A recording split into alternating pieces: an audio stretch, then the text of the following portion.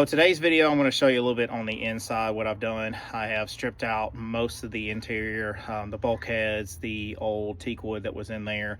I've actually bought some of the Totalboat bilge paint, the gray kind, and kind of did the round in the bilge area to kind of get that cleaned up and kind of get everything kind of just ship shape on that.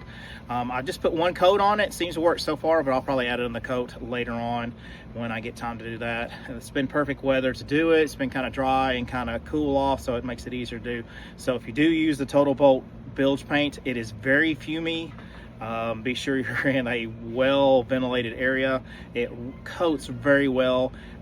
Most of the first coat looks pretty good and everything. So, but anyway, I'll give you kind of a quick look around inside there, and I'll show you some before and after pictures and just go from there. Thanks for watching.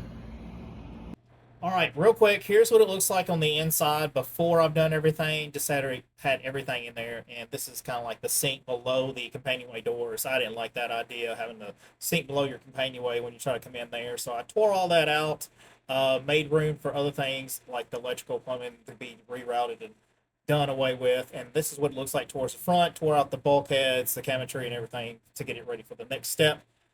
Here's what we look like. We pretty much have everything torn out. I've cleaned up a lot of stuff, kind of get the stains of everything gone away, and you can see I got it ready to go for the next step.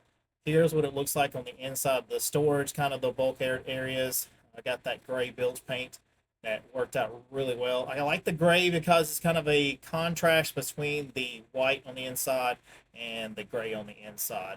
And I'll show you what it looks like on the back half of the bilge part here. I've done all that in the gray and looking to do all that wiring and plumbing back up in there and go ahead and get it all done. As you can see, I've opened up kind of like underneath where the bilge part is so I can run my bilge pump in there. So stay tuned. We'll go from there. We'll have a lot of things we need to do.